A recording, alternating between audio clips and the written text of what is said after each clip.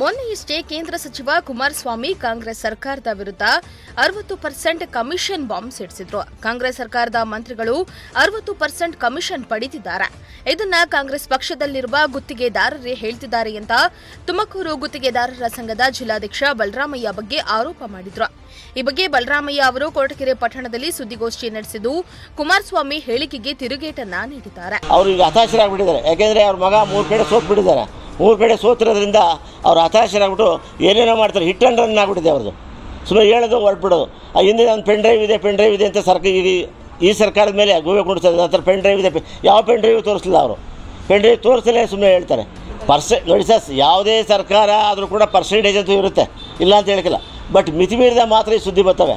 ಮಿತಿಮೀರಿ ಇಲ್ಲದೇ ಇದ್ರೆ ಸುದ್ದಿ ಬರೋದಿಲ್ಲ. ಯಾವುದು ಅದು ನಾನು ಅದ್ರ ಬಗ್ಗೆ ಹೆಚ್ಚಿಗೆ ಮಾತಾಡಲಿಕ್ಕೆ ಹೋಗೋದಿಲ್ಲ. ಯಾಕೆಂದರೆ ಕೆಲವು ಇಲಾಖೆಯಲ್ಲಿ ಒಂದೊಂದು ರೀತಿ ಇರುತ್ತೆ. ಕಾಂಗ್ರೆಸ್ ಸರ್ಕಾರ ಗುತ್ತಿಗೆ ಆಧಾರದಿಂದ 40%, 50% ಕಮಿಷನ್ ಪಡೆಯುವ ವಿಚಾರವಾಗಿ ನಾನು ಎಲ್ಲಿಯೂ ಮಾತನಾಡಿಲ್ಲ. ಮಾಜಿ ಸಿಎಂ ಕುಮಾರಸ್ವಾಮಿ ಮಗ 3 ಕಡೆ ಸೋತಿರುವ ಕಹಿ ಮರೆಯಲು ಹತಾಸೆಯಿಂದ ನನ್ನ ಮೇಲೆ ಇಲ್ಲ ಸಲ್ಲದ ಆರೋಪ ಮಾಡ್ತಿದ್ದಾರೆ ಎಂದು ಗುತ್ತಿಗೆದಾರ ಜಿಲ್ಲಾಧ್ಯಕ್ಷ ಎಡಿ ಬಲರಾಮಯ್ಯ ತಿರುಗೇಟನ್ನ ನೀಡಿದ್ದಾರೆ. ನೋಡಿ, ಹಳೇದೇ ಈಗ SHDP ಹೇಳ್ತಾ ಇದ್ದೀನಿ. ಈಗ 1800 ಕೋಟಿ ಬಾಕಿ ಇದೆ. ಈಗ ಅವ್ರ ಸರ್ಕಾರದಲ್ಲಿ ಮಾಡೋದು ಒಟ್ಟು 32,000 ಕೋಟಿ ಸ್ಟಿಲ್ ಟುಡೇ ಬಾಕಿ ಇದೆ. ಮೊನ್ನೆ ನಮ್ಮ ಅಧ್ಯಕ್ಷರು ಕೂಡ ಹೇಳಿದ್ದಾರೆ. ಮೊನ್ನೆ ಈ ಸಂಯುಕ್ತ ಕರ್ನಾಟಕದಲ್ಲಿ ಭಾಳ ಚೆನ್ನಾಗಿ ಬರೆದಿದ್ರು. ಯಾಕೆಂದರೆ ಅವರೇನು ಇಂಟರ್ವ್ಯೂ ಮಾಡಿದ್ದಾರೆ, ಅದರಲ್ಲಿ ಭಾಳ ಚೆನ್ನಾಗಿ ಸಂಯುಕ್ತ ಕರ್ನಾಟಕದಲ್ಲಿ ಅವರು ಎಷ್ಟು ಬಾಕಿ ಇದೆ ಏನಿದೆ ಅಂತ ಹೇಳಿ ಹೇಳಿದ್ದಾರೆ. ಅದನ್ನು ಮುಚ್ಕೊಳ್ಳೋಕ್ಕೋಸ್ಕರ ಕುಮಾರಸ್ವಾಮಿಯವರು ಆ ಸರ್ಕಾರದಲ್ಲಿ ಮಾಡಿರ್ತಕ್ಕಂಥ ಏನು ಅನುಮೋದನೆ ಕೊಟ್ಟೋಗಿದ್ರು, ಆ ಹಣ ಬಿಡುಗಡೆ ಮಾಡೋಕ್ಕಾಗದೇ ಹಣ ಬಿಡುಗಡೆ ಮಾಡದೇ ಹೋಗಿ ಈಗ ನಮ್ಮ ಮೇಲೆ ಕೊಡಿಸ್ತಾ ಇದ್ದಾರೆ. ಕೊರಟಗೆರೆ ಪಟ್ಟಣದಲ್ಲಿರುವ ತಮ್ಮ ಖಾಸಗಿ ನಿವಾಸದಲ್ಲಿ ಸುದ್ದಿಗೋಷ್ಠಿ ನಡೆಸಿ ಅವರು ಮಾತನಾಡಿದ್ರು. ಬಿಜೆಪಿ, ಕಾಂಗ್ರೆಸ್, ಜೆಡಿಎಸ್ ಎಲ್ಲ ಸರ್ಕಾರದಲ್ಲಿಯೂ ಗುತ್ತಿಗೆದಾರರಿಂದ ಪರ್ಸೆಂಟೇಜ್ ಪಡೆಯುವುದು ಸತ್ಯ. ಚಿಕ್ಕನಾಯಕನಹಳ್ಳಿಯಲ್ಲಿ ನಡೆದ ಲೋಕಾಯುಕ್ತ ದಾಳಿಯ ಬಗ್ಗೆ ಮಾತನಾಡಿದ್ದನ್ನೇ ಮಾಜಿ ಸಿಎಂ ತಿರುಚುವ ಪ್ರಯತ್ನವನ್ನ ಮಾಡಿದ್ದಾರಷ್ಟೇ ಎಂದಿದ್ದಾರೆ. ಈ ಒಂದೆಲ್ಲ ತುಮಕೂರಿಗೆ ಎಷ್ಟು ಕೊಟ್ಟು ಸುಮಾರು 20-25 ಕೋಟಿ ಕೊಟ್ಟು ತುಮಕೂರಿಗೆ ಮಧುಗಿರಿ ಕೊಟ್ಟರು.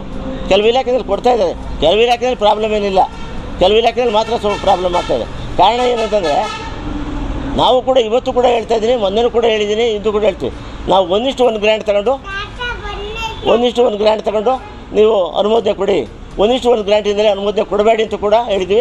ನಿನ್ನೆ ಕೂಡ ಬೆಂಗಳೂರಲ್ಲಿ ಮೀಟಿಂಗ್ ಇತ್ತು. ಸರ್ಕಾರಕ್ಕೆ ಕೂಡ ಮನವಿಯನ್ನು ಮಾಡ್ಕೊತಾ ಇದ್ದೇವೆ. ಇಲ್ಲಾಂದರೆ ನಾವು ಕೋರ್ಟ್ಗೆ ಹೋಗೋ ಇದರಲ್ಲೂ ಕೂಡ ಯೋಚನೆ ಮಾಡ್ತಾಯಿದ್ವಿ ಅದ್ರ ಬಗ್ಗೆ.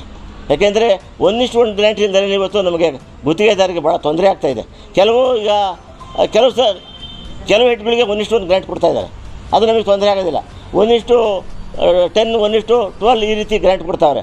1 ಕೋಟಿ ರೂಪಾಯಿಗೆ ಬರೀ 10 ಕೋಟಿ 15 ಕೋಟಿ ಹಣ ಇಟ್ಕೊಳ್ಳೋದು ಅದಾಗಬಾರ್ದು ಅಂತೆಲ್ಲ ಕೂಡ ಇವತ್ತು ಕೇಳ್ತಾ ಇದ್ದೀವಿ. ಹಿಂದಿನ ಸರ್ಕಾರದವ್ರು ಕೇಳ್ತೀವಿ, ಎಲ್ಲ ಸರ್ಕಾರದವ್ರು ಕೇಳಿದ್ವಿ. ಮುಂದೆನೂ ಕೂಡ ನಮಗೆ ಈ ಸರ್ಕಾರಕ್ಕೂ ಕೂಡ ಇವತ್ತು ಕೂಡ ಒತ್ತಾಯ ಮಾಡ್ತಾ ಇದ್ವಿ. ನೀವು 1:1 ಟೆಂಡರ್ಗಳು ಕರೀರಿ ಕೇಳ್ತಾ ಇದ್ದೀವಿ. ಬಿಜೆಪಿ ಸರ್ಕಾರ ಕೋಟ್ಯಾಂತರ ರೂಪಾಯಿ ಕಾಮಗಾರಿಗೆ ಅನುಮೋದನೆ ನೀಡಿ ಈಗ ಅಧಿಕಾರ ಕಳೆದುಕೊಂಡ್ರು.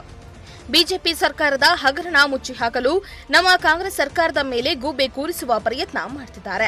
ಗುತ್ತಿಗೆದಾರರಿಗೆ ಬಿಡುಗಡೆ ಮಾಡಬೇಕಿದ್ದ ಬಿಜೆಪಿ ಸರ್ಕಾರದ ಅವಧಿಯಲ್ಲಿನ 32,000 ಕೋಟಿ ಹಣ ಬಾಕಿ ಇನ್ನೂ ಇದೆ.